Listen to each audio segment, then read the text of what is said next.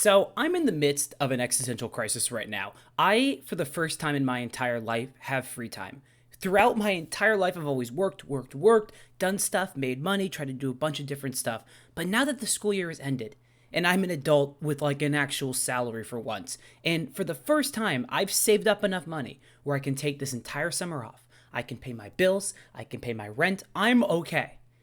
But now I'm faced with all this free time and all this stress. And it's stress that's coming from the fact that I don't know what to do with myself. I've always gone and worked on the next thing and tackled the next project and gone to the next thing. And now I have this major existential crisis where I don't know what to do with my time. I've never been alone with my time this much. And it is also kind of led by the fact that one of my sisters just had a kid, so I'm now officially Uncle Tyler. I'm an uncle. That's wild. And the fact that another one just graduated high school. I have a bunch of siblings, so the fact that now 3 of my younger siblings have graduated high school and the passing of time keeps going and going forward. And I have a 10-year-old brother who like 2 years ago, not 2 years ago, but who a little bit ago I was like holding and now is like can throw a punch that hurts. Like that's horrifying. So now I'm in the midst of an existential crisis and I thought, you know what better way to distract myself than making a YouTube video, than answering the questions that you guys asked me. A little bit ago, I put a community tab out just asking for questions for Q&A, an idea I stole from Matt's bookshelf. And I got some really great questions. So I want to sit down, answer them, and just distract myself for like a couple hours over the fear and existential dread that is slowly creeping up day by day and minute by minute. So the first question we have is by Treya, who asked for an embarrassing story. And Treya, I just want to set the scene for you because I look really young now. If I shave my facial hair and cut my golden, beautiful locks, I could pass for a high schooler. I legitimately still get carded for rated R movies most of the time. It's a weird thing. I get carded for rated R movies more than I do like buying alcohol at a bar. That's a really weird thing and I don't fully understand it, but I'm young looking now. Now we're going to go back to 8th grade Tyler. And 8th grade Tyler was really little and looked like he was maybe 4. I was 12, so, I'm still haven't hit puberty yet, but you got to throw me into that environment where it was middle school. It was full of puberty, anxiety, stress, weird, like, masculinity of everybody competing with each other. It's just hormones. Hormones upon hormones upon hormones. And middle school was maybe the worst time in my life. I hated it. I don't think anybody liked middle school, but I especially just, sunk. It was like the sink or swim, and I just immediately, put an anchor on my feet and capsized to the bottom. So I was there in 8th grade, in my 8th grade English class. And back then, I was not a good student. I was nearly flunking out of all of my classes except for English. So I was in English class. And I'm sorry if my 8th grade English teacher is watching this, but this is a shit assignment that you had us do. So my 8th grade English teacher, for fun, was like, okay, we've had a long year. It's the end of the year. We're going to do a fun assignment. She gave everyone poems. And I got Mary Had a Little Lamb. And I was like, okay, what are we going to do with this? And she's like, we're going to have an impersonation contest. And I was like, oh, fuck. I can't do impersonations. But she thought, we'll do an impersonation contest. You'll get up, you'll read your poem and give an impersonation, and then everyone in the class will have to guess. And I sat there and immediately put it in my bag. I was like, I'll procrastinate that. I'll deal with that another time. So, a week goes by, and the morning of the assignment, I'm sitting there, I'm like, oh, no, I don't have anything. I don't know what to do. What am I supposed to do? So I'm kind of like, you know what, I'll just wing it. It's whatever. It's English class. It's a present. I can get up there and I'll be fine. So kids are getting up one by one and some are doing Elvis or Arnold Schwarzenegger and they're getting picked. They're like, oh, I know who that is. That's Elvis. That's Arnold. That's all these kind of people. And slowly it starts getting to me and I'm like, oh, fuck. I don't have anything. I don't know what to do. So eventually it's all right, Tyler, your turn. Get up there, definitely not sing. Read Mary Had a Little Lamb, give us your impersonation, and we'll try to guess it. So to set the scene even further, this is 8th grade. So this was 2011. And guess who was really popular at 2011? And who everybody wanted to be, men wanted to be, girls wanted to be with, was Justin Bieber. Remember that initial hype? He made his music, and looking back, everyone was just a piece of shit to him.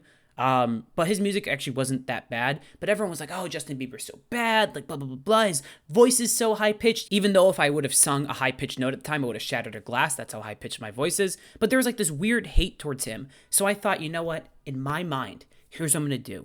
Because his voice is so high-pitched and it's a joke, I'm going to get up there and I'm going to read Mary Had a Little Lamb in a very, broken voice. Mary had a, that kind of voice. I'm not joking. But the issue was, in my mind, I was like, everybody's going to get this. This is going to be great. Everyone's going to love me. This joke is going to be so funny. But I'm a fucking idiot because I didn't tell this joke to anybody. There was no inside joke with me in the class. People didn't like me at the time. I was obnoxious. So in my mind, I was like, this is something that's going to work because everybody's going to get it. When in reality, it was just an inside joke between me and nobody else. So I get up there in front of the class. I stand up. I'm like, I got this. And then I go and I start reading Mary Had a Little Lamb. And I read it in my broken, terrible, stupid joke voice. And it's just silence for like 3 minutes as I croak through this fucking poem. And then nobody guesses it. The teacher's like, okay, who was that, Tyler? And I go, it was Justin Bieber.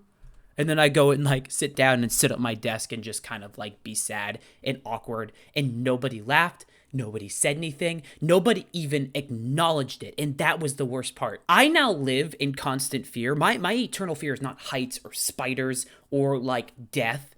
But it's the fact that maybe one day I'll run into a kid in that 8th grade classroom who I haven't seen any of them since 8th grade because I changed schools at the time. But my biggest fear is running into them and going, you're the Justin Bieber voice impression kid. And my biggest fear will come true. I live in perpetual fear that was not a dream. Like it feels like a dream because nobody acknowledged it. Nobody mentioned it during class. Nobody mentioned it after class. It was not a topic that I was bullied with. It was nothing. It was like it came, embarrassed me, and then left. And now I just live in fear of that moment being recognized because I was a stupid 8th grader who had an inside joke with nobody but himself and expected everyone to get it. It was a rough time. Young Tyler had a rough time. Also, I guess this is kind of cheating, but this isn't another embarrassing moment, but I thought this was funny. The school year is ending, and my school had like a pie your teacher in the face kind of thing. And I missed it because I was at the doctor's for the day, and my students were mad. They're like, we wanted to pie you in the face. Like, we were excited. It was like for charity, like you pie a teacher in the face, and then you pay $2 for charity. So I thought, you know what? They're moving forward as seniors at the last day of finals. If you guys get like the whipped cream and the plates to pie me with, I'll let you pie me in the face. And what I got was like 15 kids wanting to pie me in the face. And here are a couple photos of the aftermath of what I looked like. My personal recommendation in life, if you're going to get pie in the face with whipped cream, 2 things. Wear goggles. It really stings the eye. And the smell does not leave you. I had to shave and wash my hair 3 or 4 times because I smelled like curdled milk. That shit dried and then like fumigated into my pores. And I smelled, and I came home, and Olive was like, you smell like shit. You smell like curdled milk. And I was like, oh my God, no. So not an embarrassing story, but just a funny thing that happened recently. The next question I have is from Diego. And Diego says, I've been crossing a bad experience with my readings because currently I'm reading 6+ books at the same time. Very impressive, actually. And I can't focus. I tried to freeze them and start a new one, and it didn't work. I haven't been in the mood to enjoy a book because I can't connect. I start a book at the next day, and I leave it. I'm tired, and I'd love a recommendation or tips of what we can do if we're in a bad pattern with our readings. Have you ever crossed by a similar situation? Well, first off, 100%, all the time. I always am hitting like walls in the reading, and oftentimes it's like a burnout or I'm just not interested. And I also want to clarify that my advice for works for me isn't necessarily going to work for everybody else. For me, when I ever hit a wall with reading, I just stop reading for a little bit. I feel like reading is always meant to be this fun, enjoyable experience. We're supposed to enjoy what we're doing. And as soon as it becomes a task or a chore or something that feels like an obligation, really, like, oh man, I gotta get through these 6 books that I'm reading, all the fun is gone. And then I found that when I forced myself through that, I just end up on a bigger burnout after. So my personal recommendation for this is that I've gone through this hundreds of times in my life, all the time. Like I finish like 2 or 3 books and I'm like, I can't finish a 4th one. And then I take a few weeks off. I would recommend just explore different things. Try different genres, watch movies, listen to music, adventure, do anything. Maybe step away from reading for a little bit because that's what helps with me is I just need to take a step back and let that love and passion come back naturally. Because if you love reading, it does come back. It always does. You find something that's interesting, a topic sparks your mind, an author or an idea comes forward and you're like, fuck, I want to read that. And then you find yourself gravitating towards it. And then your love of reading and your ability to get through the books is back.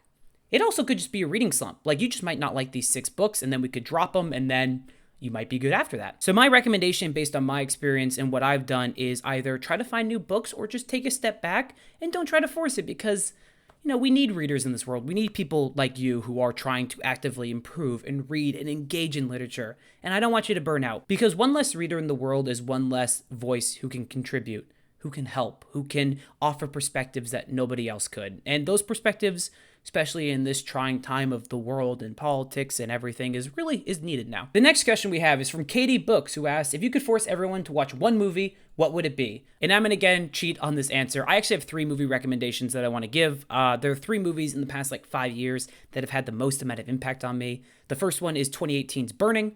It's a very slow, long, South Korean thriller. A thriller might be a strong word, but there's a lot of mystery, a lot of intrigue as to what's happening with the characters. It stars Steven Yeun, and this is the movie that made me realize that I will see anything Steven Yeun is in a heartbeat. And then he went on to make Minari, and it's just incredible.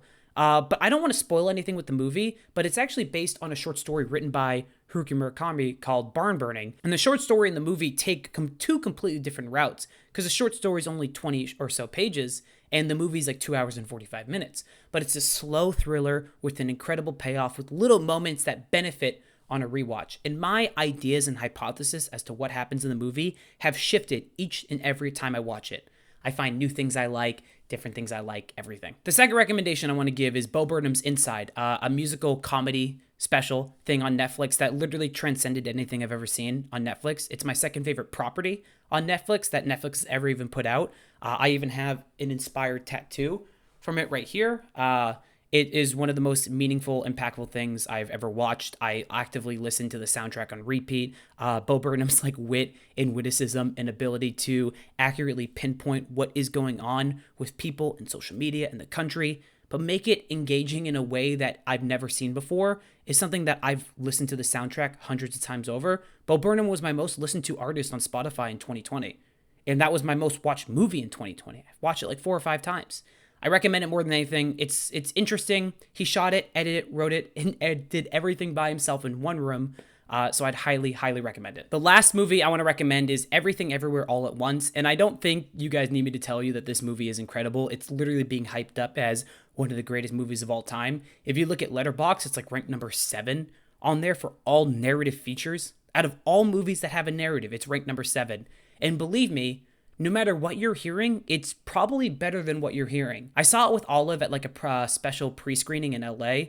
And Michelle Yeoh was supposed to be there, but she got COVID. So Jamie Lee Curtis actually came out and announced the movie, which is a really fun thing. But I want you to watch that with no idea of what it's about, because it's heart, it's creativity, it's ingenuity, it's witticism, its ability to take conventional genre cliches you would expect with this type of movie and flip it on its script into something unique and entirely on its own is something that I wish I could see again for the first time. I'm actively waiting for it to come on home video so I can buy it and then watch it on repeat. But those are the 3 movies I'd recommend. I know I kind of cheated and you asked for 1 and I gave you 3. Sorry about that. But if you haven't seen these, please check them out. If you do, let me know what you think. Big Nate Book Review asked, if that was up to you, what books would be in the high school curriculum? I don't have any specific ones, but I do want to say this. If it was up to me, I would scrap everything in the current high school curriculum across the board. And I know that might sound blasphemous, considering a lot of the stuff is taken from the Western canon, which is the golden sphere of literature. But if our goal as teachers and our goal of a community and a society is to get people to read and engage in different perspectives and to be better people and to empathize, one thing I'm seeing with students is they're having a tough time connecting with classic literature because it's simply just so irrelevant to the issues that they're dealing with now. This does not mean that those stories can't contain themes or symbols or messages that are relevant to what they do, but my goal as a teacher is to get students to love reading outside of my class. And I have found that when I'm giving students The Scarlet Letter or The Great Gatsby or anything, I have found myself struggling to get them to connect. And it's only when they get an opportunity to read something on their own and they're passionately telling me about this book that they read or something they saw from BookTok or Bookstagram or BookTube or anything. That's when you can really see them liven up and connect with the story. So I don't think the answer is entirely in contemporary literature. I don't even know what the answer is. But there has to be a different approach we're taking to literature. We can't keep throwing these classics, despite their value, at students because as time passes and as our society shifts and our values and what kids are exposed to, And as they move and shift, those relevant texts become less relevant to these kids. And to my kids, I think that if we could find a little middle ground, maybe some focus on independent reading, allowing students to choose what they want to read while still including the mandatory text, I think there's something there. I don't have the answer to, because I don't know a lot about contemporary literature, but I do think there's a lot of valuable texts from LGBTQ authors, Black authors, female authors, any kind of diverse authors that we can think of that challenge basically our perspective of the Western canon. And I know the Western canon isn't just written by like white men, but it is predominantly written by white men of class. And that's something that I think we should always consider and analyze and work to study around, because kids are becoming less and less connected with reading. And with the boom of like BookTok and contemporary literature, there's something there that teachers in curriculum should grab onto and hold onto, because it's getting students to read, and that's what's important. None of this bullshit about like, they have to read the classics, damn it. They're reading, and that's what matters. And that's what matters to me. So Jade asked what my favorite song is. And Jade, I can't believe you're making me get back on this damn chair. Hold on, let me get back on this chair. Okay, this is not going to go well. Okay. Well, Jade, I hope you're happy.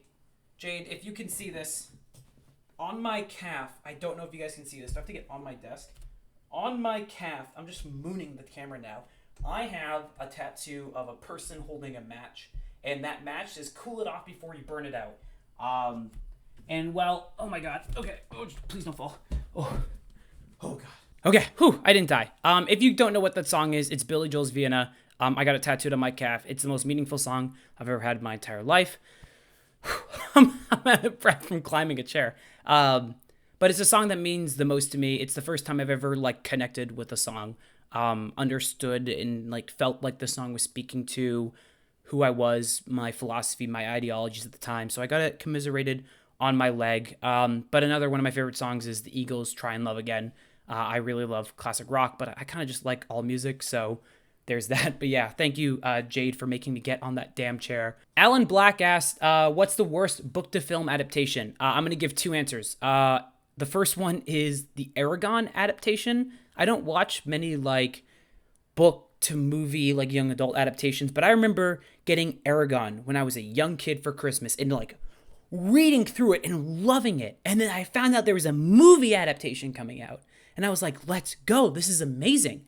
And then I went and saw the movie and it's utter garbage. And I'm like, oh, okay, well that sucked. Like it just missed everything. It took all the joy out of the book. And then I never went back and read the sequels because that movie burned all the passion I had for that book out. And it was awful. I guess the other answer I would have is like the 95 adaptation of The Scarlet Letter. It's not the worst adaptation ever, but I think what's so egregious about it is it just misses all the themes and like the core ideas of The Scarlet Letter. It makes it like this weird kind of like sappy romance when it kind of removes all like the hidden like subtext of The Scarlet Letter that's so prevalent and so important to Hester Prynne and her character and her relationship with society, that it's so like egregiously offensive that it's just a bad watch across the board. Okay, we're down to the final two questions. April Taylor asks, have any of your students found your channel? And by confirmation, I know two have. And they're both really funny interactions, and I know probably one of them is watching it, so hello, I won't say your name, but you know who you are. You came up to me. You said you were subscribed, so I better see you're watching it. One of my really nice freshmen, I was like end of the year, I was saying bye to some students. I was having a meeting at the time because a student wasn't turning in work, and a kid comes up to me. He's like, hey, Mr. Tyler, I have a question for you. And I'm like, yeah, what's up?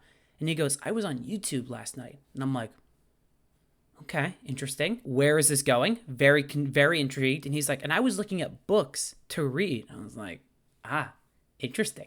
And he's like, and I found your channel. And I was like, oh, that's awesome. I was like, that's so cool. And he's like, yeah, he's like, Colors Wonderland? What does that mean? And I kind of talked to him about it for a minute. And he's like, that's so cool. And then like left. And I was like, that's a really sweet interaction. And the funnier one, and this is the person I know who might be watching. So again, end of the year, the final class ends, the student took their final exam, and I'm like standing next to my podium, like saying bye to kids. And she walks up and she like has her phone like down like this. I'm holding a book, but it's like this. She goes, Mr. Tyler, when are you going to post another video? And I was like, oh, and then she's like, look, I'm even subscribed. And I was like, oh, okay. And she went, bye. And that was it. And it was this really weird moment where I I have only seen my channel because I've looked at it on my phone, or like all of my partner or my 2 roommates. But seeing like another student or someone else open up, was that really like, oh my God, it's real kind of thing. But I thought that was a really funny interaction. But because 2 students know about it, means probably all of my students know about it. The last one is Caio Rosa. I'm sorry if I butchered that. Have you read any Brazilian authors and top 3 songs of the moment? I have not read much Brazilian literature, but I did actually pick up Dom Casmurro by Machado de Assis. Assis? I can't pronounce it, I'm sorry. I've heard a lot of really, really great things about this, and I actually bought it because of a recommendation from you guys in my comment section. So I'm very excited to check this out, and you'll probably be hearing me talk about it in the next like 2 months or so. And then lastly, the top 3 songs I have at the moment are, I think I've been listening to Cry For Me and Televised by Honey. Hunny, a lot recently. I've been listening to the band The War from Drugs, or The War on Drugs, in their new album I've been listening to a lot. And then I've been listening to the new Harry Styles album like on repeat. Favorite ones are like, oh God, they're Music from Sushi Restaurant, Daylight, Daydream, Little Freak, Matilda, Cinema. So basically like half the album. But yeah, that's all the stuff I've been listening to recently. That's, I think, the end of the Q&A. Yeah, I don't have any more questions. So yeah, I hope this wasn't too rambly of a video. I just want to say thank you guys for all the support you've been showing me. We just hit 10,000 subscribers, which is genuinely nauseating, but it really means a lot to me, more than I think you could realize that you guys like what I'm doing. I just feel like sometimes I'm just some dude, like some sweaty dude right now. It's fucking hot in California. Making videos about books and just what I'm interested in. And this community that you guys have created is beautiful. Genuinely. I read every single comment. Even if I don't respond to them all, I see all of them. So, you know, thank you guys. And with that, that brings us to the end of this video today. If you haven't already, go check out my friend Matt's Bookshelf, who made a recent book haul video about his summer read stuff. And then Drunzel as well, another one of my best friends who has not made a video in a while, even though I've been pressuring him to. But yeah, that again brings us to the end of the video. Kind of a short and sweet one, even though probably editing this, it won't be short and sweet. It's probably gonna be like 25 minutes. I just want to make a short video once. But yeah, I hope you guys enjoyed the video. Thank you guys for watching, and I'll see you again soon.